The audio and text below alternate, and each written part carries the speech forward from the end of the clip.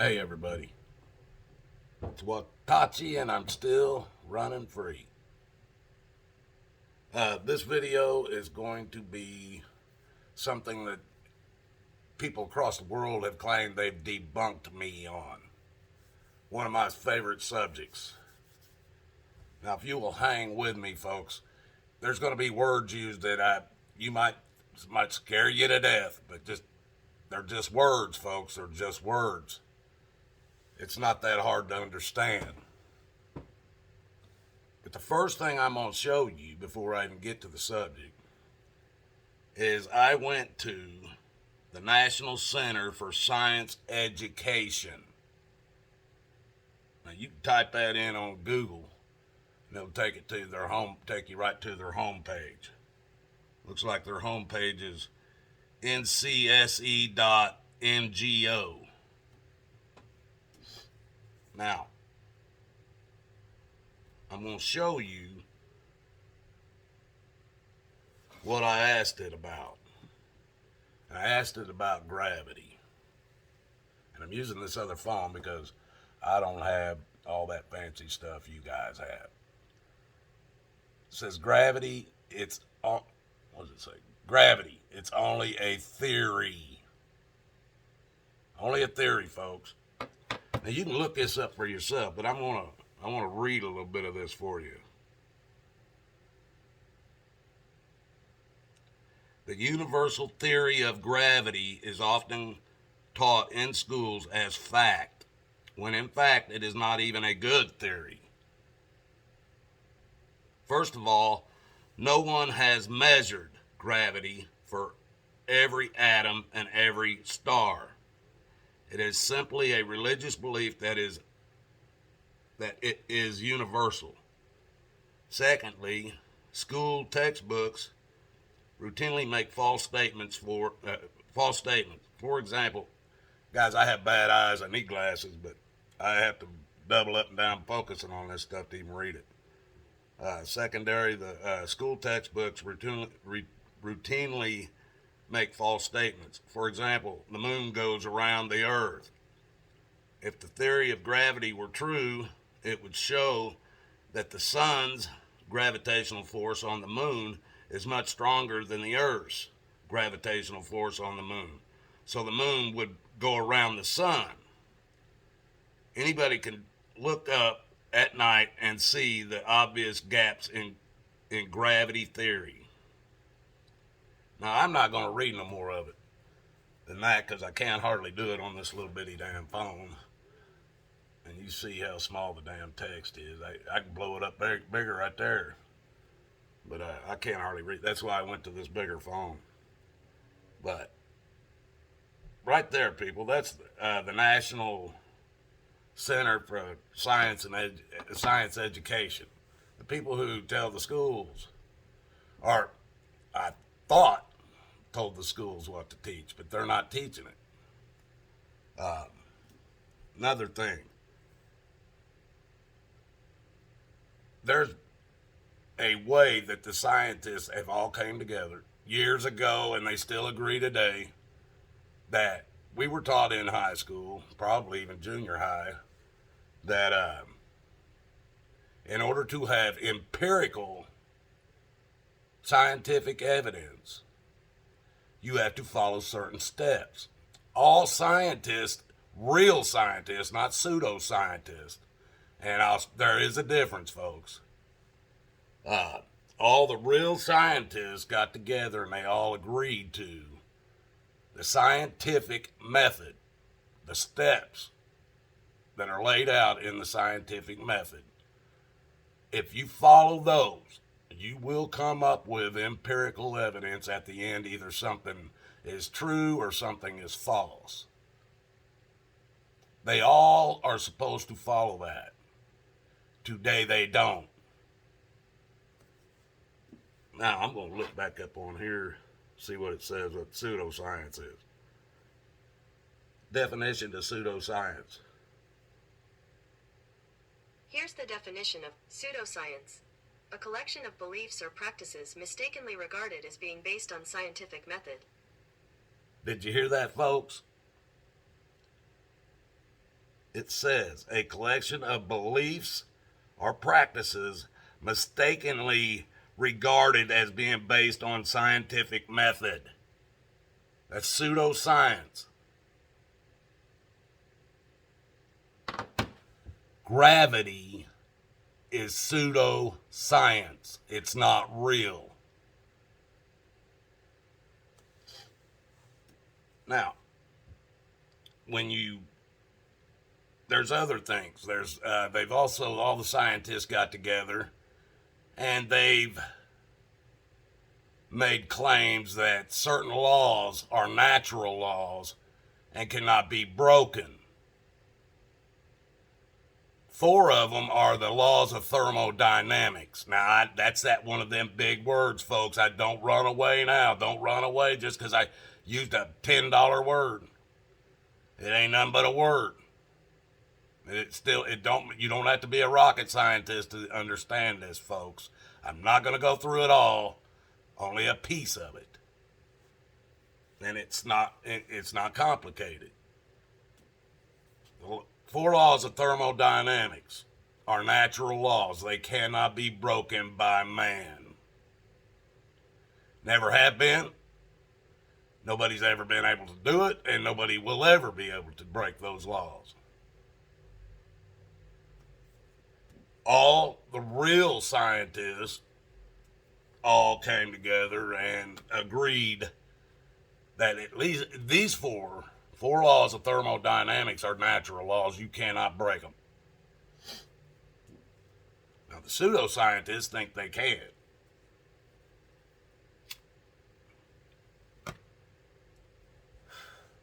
So they come up with theories.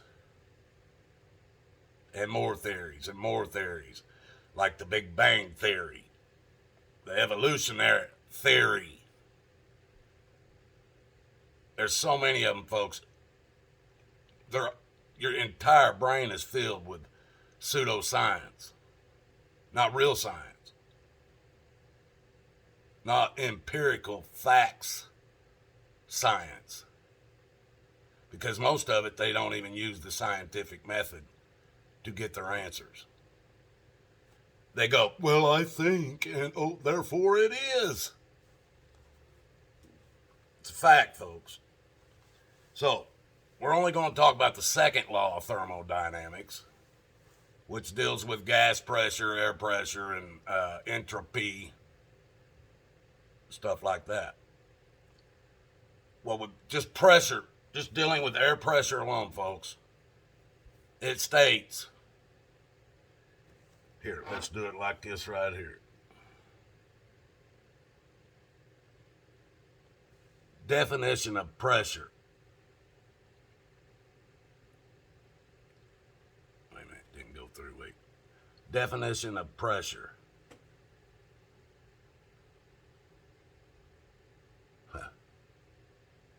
Close it out and reopen it. It won't go through.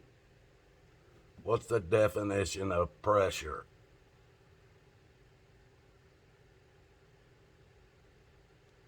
It's not. Let me type it in then.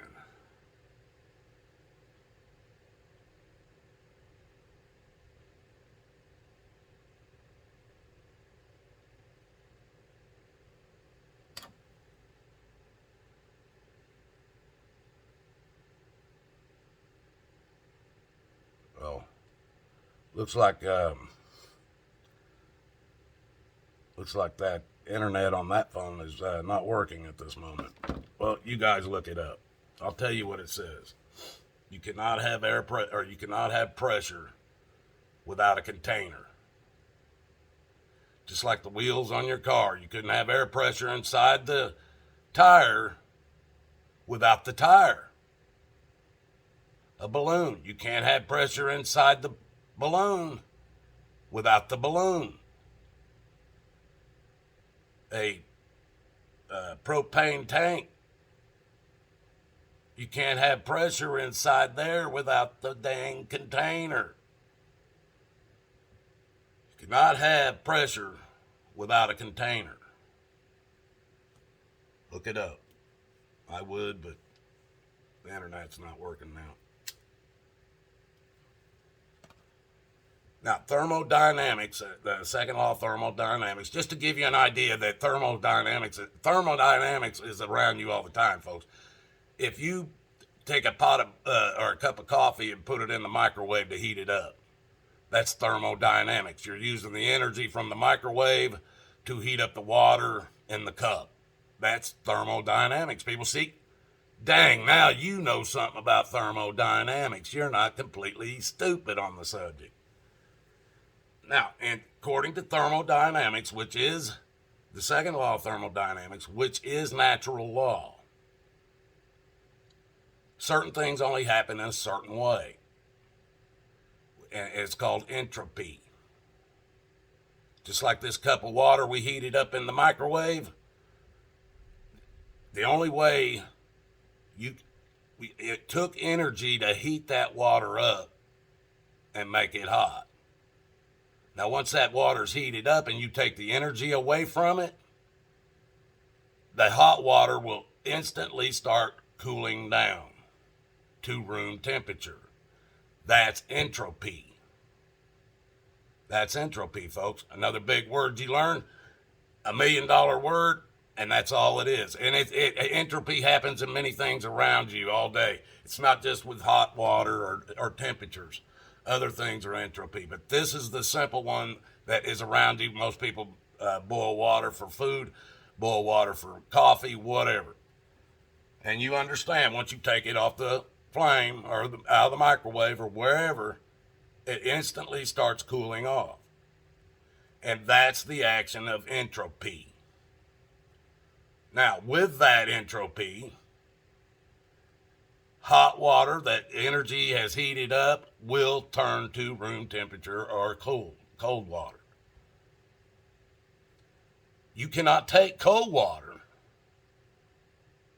or that's a natural act right there. Hot going to cold is the natural act once you remove the energy that made it hot in the first place. Now, naturally, if you set a cup of water, cold water sitting there, it naturally will never turn to hot without adding energy, like a heat, a flame, a microwave, something like that. Cold water will never go to hot naturally. But hot water, after you remove the energy that's heating it, will naturally turn to cold water. That's natural law, people. All the real scientists claims that's a fact. That's why it's a part of thermodynamics. And it's called entropy. Now, when we talk about pressure and gas pressure and entropy, it's a different, but it's still entropy because it only happens in a certain way. It won't happen the opposite way. You see what I'm saying? Like the hot will naturally go to cold, but cold will never naturally go to hot unless its surrounding is just a hot. You know, there's energy being put into it, but naturally it will never go from cold to hot, just sitting there by itself. Now, another word that's a big word that people seem to think it's a scientific word, equilibrium. It's just a balance, folks. Equilibrium. It could be just this lighter laying on that table right there. That lighter right now laying on that table, no energy being put into it in any way, shape, or form. It is sitting at equilibrium. As soon as I pick it up, it's no longer in equilibrium.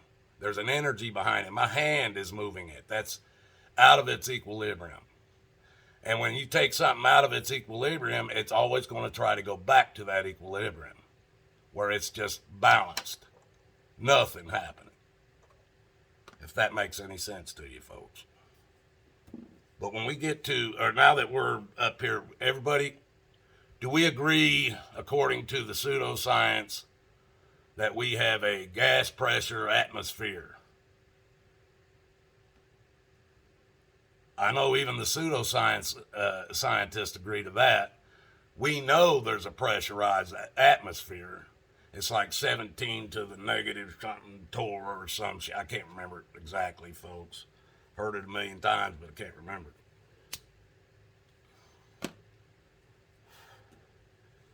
But we all agree that there's a pressure on the earth in the sky. Now, they use the word atmosphere, in order to keep the illusion of we're living on a ball.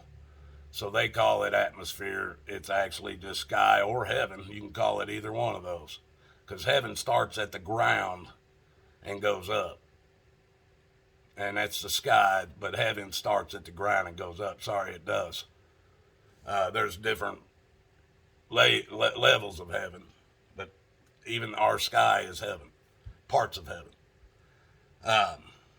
But they call it atmosphere. And we'll use that because you guys are all used to that. But we have a pressurized atmosphere. In order, when you start talking about gas molecules and gas pressure, let me see how you explain it. Normally, like with just pressure, the atoms are not moving out in all directions. They are moving in either the directions they're being filled, the pressure's coming from, and moving outward. But with gas pressure, the molecules are all moving out in all directions, up, down, every direction. They are moving out in every direction. This is different than just air pressure. But the gas molecules are moving out in all directions. And the only way that they're going to be able to build pressure at all, even 1/2 of a pound of pressure, folks, is they have to have something to bounce off of. That something in the law of thermodynamics, the second law of thermodynamics, it states you have to have a container to have gas pressure. You have to have a container to have gas pressure because the gas molecules go out in all directions. It's trying to find the edge of the volume of the area that they're in, these gas molecules are, because they are fighting to go back to equilibrium. And until they reach a certain amount of the gas molecules in that volume, they will not be at equilibrium. So they will keep moving around faster and faster, trying to fill this area to get it back to this volume, this area, to get it back to equilibrium, a balance. The only way it can ever even build 1/2 pound of pressure is that you have to have a container. You cannot have gas pressure or air pressure without a container, folks.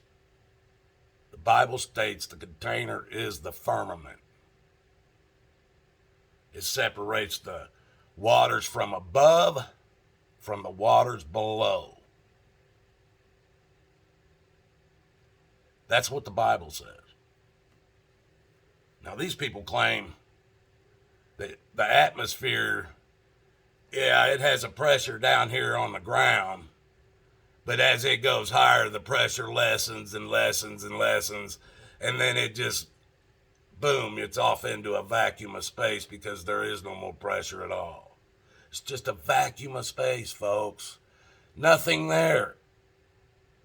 No molecules, no oxygen, nothing there. A vacuum of space.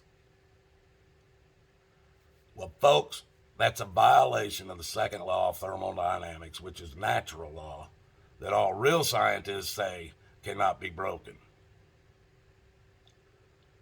If these gas molecules that are being produced on Earth by the trees, by us, by the animals, that's where all the gases that make up the atmosphere come from, folks. It comes from the Earth. And they rise up.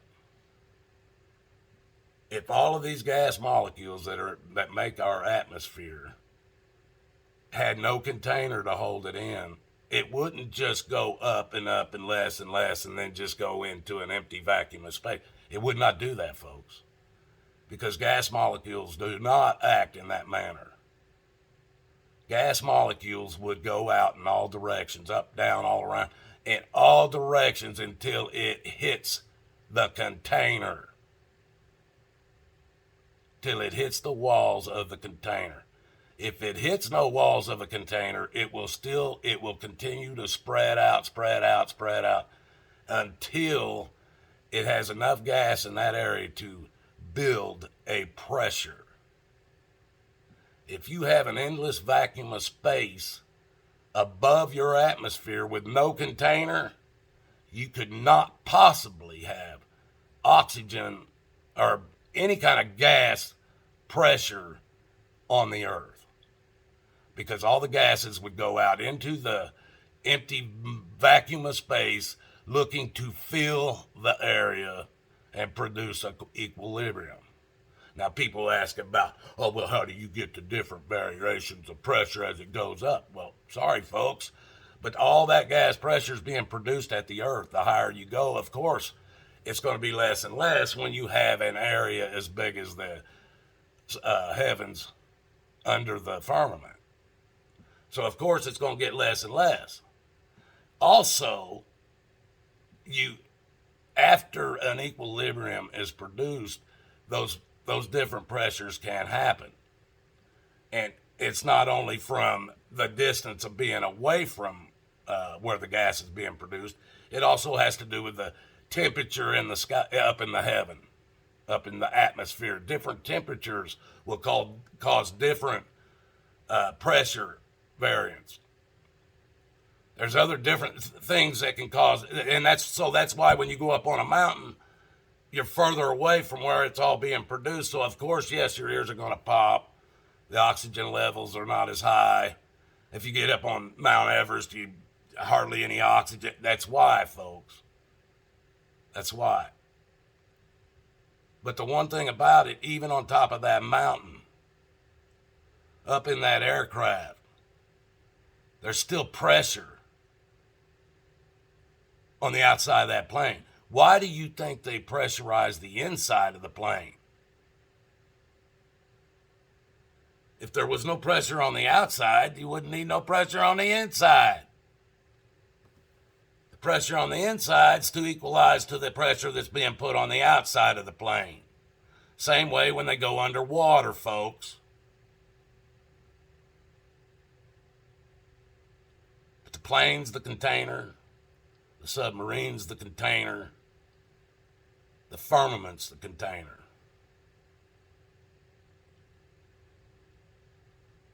Now, anybody out there, I don't care what country you're from, what belief system you come from, the second you have the proof that has been proven with a scientific method that you have broken the second law of thermodynamics, natural law, and proven that there's no firmament, no container holding our sky in place, you'll have more money than Bill Gates. You'll have more money than Bill Gates. People, they cannot get through the firmament. They don't have a space station. They don't have satellites flying, what did they say, 100,000 or more satellites flying up above us all the time? People, are they falling to Earth? Every now and then they show something they drop from the sky and then, oh, well, that's one of those satellites, just to convince you of stupid shit, folks. NASA. Ain't nothing, no truth comes out of that place. They ain't got no photos of any other planets because there are no planets. The moon ain't a planet. The earth ain't a planet. They added the letter T to the word plane that meant flat, plane. They put a letter T on the end and go, planet. Now we're a ball. And they only did that back in the about the early 1800s, about 1820s, 1830s. That's when all this stupid crap came about. Oh, they claim, oh no, there's stuff in the Egyptian artifact or them writings that talks about all the planets and all these aliens, and it's so people, your brainwashing has been well thought out and well worked. I mean, I can show you proof and you won't even believe it. So, I'm asking. You go on Google, everybody says there's all kinds of people on there claim they debunked me. Here it is. Debunk me. If you can debunk me, you'll be a pretty wealthy person because you're going to debunk natural law of thermodynamics. You're going to be a rich, rich person. And I'll help you to let everybody know who you are. I'll help you. Hell, I'll put up 2 or 3 more channels just for you.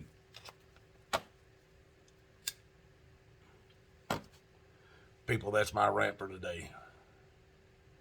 May God bless us all, because that's the only way out of this. Make no mistakes, he loves us all too. And I love you too. The only way out of this is through Jesus Christ. So, if you ain't knocked on that door yet, don't wait until it's too late. He might not be there to answer. Get him in your heart, get the Word of God in your mind, and get the Holy Spirit in your soul, folks. We're in the end of days, whether you believe it or not. Read that Bible about Revelations. It's all falling together, folks. You people, till the next video, I appreciate my 5 subs. Hey, I got an extra sub on there today. Appreciate my 5 subs. Hope you stick around. Till next one.